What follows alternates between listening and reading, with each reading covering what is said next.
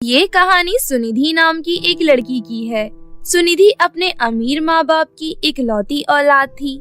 सुनिधि के पिता एक बहुत बड़े बिजनेसमैन थे, लेकिन वो गांव में रहकर साधारण जीवन जीते थे। एक दिन सुनिधि अपने माता पिता के पास गई और बोली, माँ, पिताजी, मेरी 12वीं की पढ़ाई कंप्लीट हो गई है। आगे पढ़ने के लिए मुझे शहर जाना है, तो आप लोग मेरा शहर में एडमिशन करवा दीजिए। क्यों नहीं सुनिधि बेटा, तुम जितना चाहो उतना पढ़ सकती हो। बाकी जो शहर में हमारा कॉलेज है, हम उसी में तुम्हारा एडमिशन करवा देते हैं। वहाँ का स्टाफ तुम्हारा पूरा ख्याल रखेगा। ठीक है पिताजी, मैं हमारे वाले कॉलेज में पढ़ने के लिए तैयार हूँ, लेकिन एक शर्त पर। कैसी शर्त मेरी बच्ची? पिताजी, आप तो अच्छे से जानते हैं, मुझे दिखावा करना बिल्कुल अच्छा नहीं लगता। इसलिए उस कॉलेज में और वहाँ के हॉस्टल में किसी को ये नहीं पता होना चाहिए कि मैं आपकी बेटी हूँ। मैं एक आम जिंदगी जीना पसंद करती हूँ, बिल्कुल आप दोनों की तरह। देख रहे हैं जी, इसके बचपन में आप कहा करते थे कि ममता, अपनी बेटी को हम किसी चीज की कमी नहीं होने देंगे, लेकिन उसके अंदर अच्छे संस्कार हों, इसकी जिम्मेदारी तुम्हारी है। आज मुझे गर्व हो रहा है कि मैंने अपनी बेटी को बहुत अच्छे संस्कार दिए हैं। मानना पड़ेगा ममता, हमारी तरह हमारी बेटी भी अपने गांव की मिट्टी से जुड़ी है। जीती रहो मेरी बच्ची, मैं तुम्हारा एडमिशन करवा देता हूँ। उसके बाद सुनिधि का पिता उसका एडमिशन शहर के कॉलेज में करवा देता है, जो कॉलेज उसी का था। सुनिधि अपने माता पिता का आशीर्वाद लेकर शहर के लिए रवाना हो जाती है। जब सुनिधि पहले दिन अपने कॉलेज में जाती है, तो सभी बच्चे उसका मजाक बनाने लगते हैं, लेकिन सुनिधि को उन लोगों से कोई फर्क नहीं पड़ता था। वो चुपचाप अपने पढ़ाई पर ध्यान देने लगी और क्लास के हर सेमेस्टर में टॉप करने लगी। एक दिन सुनिधि के पास एक लड़का आया जिसका नाम अभिनव था। अभिनव ने कहा, एक्सक्यूज मी, मुझे पता है आप हर सेमेस्टर में टॉप करती हो, इसलिए मुझे आपसे नोट्स चाहिए थे। एग्जाम आने वाले हैं ना, मैंने सोचा थोड़ा पढ़ लूं। मैं कल ही आपको आपके सारे नोट्स वापस कर दूंगा। सुनिधि उसको बिना कुछ कहे अपने नोट्स दे देती है। वो लड़का मुस्कुराता हुआ वहाँ से चला जाता है। अगले दिन अभिनव फिर से सुनिधि के पास आता है और कहता है, नोट्स देखने के बाद पता चला इस बार का सिलेबस कितना टफ है। अगर आप बुरा ना माने तो एक बात कहूँ? जी कहिए। आप 10 या 15 दिनों के लिए मुझे ट्यूशन दे सकती हैं। एक्चुअली मेरा ये सेमेस्टर पास करना बहुत जरूरी है। हाँ हाँ, क्यों नहीं। उसी दिन से सुनिधि अभिनव के घर जाकर उसे ट्यूशन पढ़ाने लगती है। वो दोनों काफी सारा समय एक साथ बिताने लगते हैं। अभिनव को सुनिधि से प्यार हो जाता है।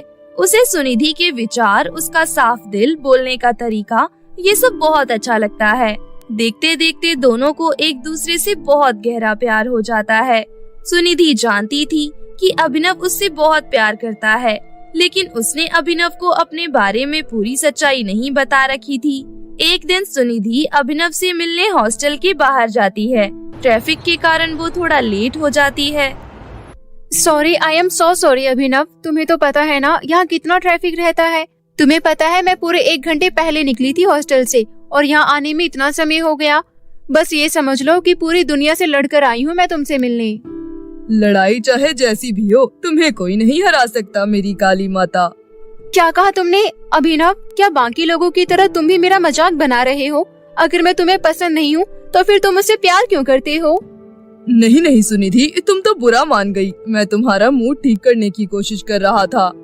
रहने दो अभिनव, मैं सब समझ गई। तुम भी बाकी सबकी तरह ही हो। नहीं सुनिधि, ऐसा मत कहो। मुझसे सच में बहुत बड़ी गलती हो गई। तुम्हें हंसाने के चक्कर में मैं तो तुम्हें नाराज कर बैठा। हाँ हाँ ठीक है, लेकिन आगे से कभी भी इस काली माता से पंगा मत लेना। इतना कहकर सुनिधि जोर जोर से हंसने लगी, क्योंकि अभिनव को लगा था कि सुनिधि सच में उससे नाराज हो गई, पर ऐसा था नहीं। सुनिधि बहुत ही हंसमुख और समझदार लड़की थी। वो जानती थी कि अभिनव उससे बहुत प्यार करता है। सुनो ना, एक बात पूछूं? सच्ची सच्ची जवाब देना। हाँ पूछो। कॉलेज में एक से बढ़कर एक सुंदर लड़कियां हैं, फिर उन सबको छोड़कर तुम्हें मैं ही क्यों पसंद आई? वो क्या है ना, मेरे सपने में भगवान आए थे और उन्होंने मुझे कहा कि अभिनव, तुझे अपनी जिंदगी में एक गरीब और काली लड़की का जीवन संवारना है। अभिनव, तुम फिर शुरू हो गए। अच्छा बताता हूँ, अब गुस्सा होकर मत बैठ जाना। देखो, ये तो सच है कि तुम्हारा रंग काला है, और ये भी सच है कि तुम किसी राजा महाराजा की लड़की नहीं हो कि मैं तुमसे दौलत के लिए प्यार करूं। तो बात बस इतनी सी है मैडम कि सारी बात बस सोच और विचार की है, जो उन गोरी चिट्टी लड़कियों से ज्यादा तुम्हारी अच्छी है। और जो खूबसूरती मैंने तुम्हारे अंदर देखी है वो तो कोई और देख ही नहीं सकता। समझी मेरी ब्लैक ब्यूटी? अभिनव की ये बात सुनकर सुनिधि खुश हो जाती है और उसे गले से लगा लेती है। अभिनव और सुनिधि एक दूसरे से बहुत प्यार करते थे। रात को जब सुनिधि घर आती है तो अपने बैग में से एक फोन निकालती है जिसमें उसकी मम्मी के 5 मिस कॉल आए हुए थे। हेलो माँ, कैसी हो आप? कैसी हूँ? पहले तू बता कहाँ थी? जान सूख जाती है मेरी जब तू मेरा फोन नहीं उठाती। आपको तो पता है माँ, हॉस्टल में फोन अलाउड नहीं है। मैं फिर भी छुपा कर रखती हूँ ताकि आपसे बात हो सके। और वैसे भी आप मेरी चिंता मत किया करो, मेरा ख्याल रखने के लिए अभिनव है ना। क्या क्या कहा तूने? अभिनव? ये कौन है? अरे यार कुछ नहीं माँ, बस वो। देखो बेटी, सच सच बताओ, कहीं तुम किसी लड़के के चक्कर में तो नहीं पड़ गई हो ना? नहीं मम्मी, वो बस मेरे अच्छे दोस्त हैं। ठीक है, फिर हम कल आ रहे हैं तुम्हारे उस दोस्त से मिलने। नहीं माँ, आपको यहाँ आने की कोई जरूरत नहीं है। खामखा किसी ने आप दोनों को पहचान लिया तो मैं कह रही हूँ ना, हम सिर्फ अच्छे दोस्त हैं। अब मैं तुम्हारी एक नहीं सुनूंगी। मैं और तुम्हारे पापा कल आ रहे हैं। अच्छा ठीक है, आ जाना, लेकिन प्लीज साधारण कपड़े पहन कर आना। ध्यान रहे कोई आपको पहचान ना पाए। ऐसा कहकर सुनिधि फोन काट देती है। सुनिधि की माँ ने सारी बात उसके पिता को बताई और अगले दिन साधारण कपड़े पहनकर वो दोनों हॉस्टल पहुँच गए। उन्हें देखकर हॉस्टल के बाकी बच्चे आपस में बातें करने लगे। देख तो जरा, उस फटीचर सुनिधि के फटीचर माता पिता आए हैं। जब इतने फटीचर होते हैं तो ना जाने क्यों अपने बच्चों को इतने बड़े कॉलेज में पढ़ने के लिए भेज देते हैं। सुनिधि के माता पिता ये सब सुन लेते हैं, लेकिन वो किसी को कोई जवाब नहीं देते और चुपचाप अपनी बेटी के पास चले जाते हैं। सुनिधि के साथ वहाँ पर अभिनव भी मौजूद था। अभिनव ने सुनिधि के माता पिता के पैर छुए। ये देखकर सुनिधि के माता पिता को बहुत खुशी हुई। हाँ भाई अभिनव, मेरी बेटी को खुश तो रख पाएगा ना तू? हाँ अंकल जी, आप उसकी चिंता मत कीजिए, मैं उसे रानी बनाकर रखूंगा। मुझे नौकरी भी मिल चुकी है, बस कॉलेज खत्म होते ही ज्वाइन करना है। अगर आप आशीर्वाद दे तो मैं सुनिधि को अपने घर की बहू बनाना चाहता हूँ।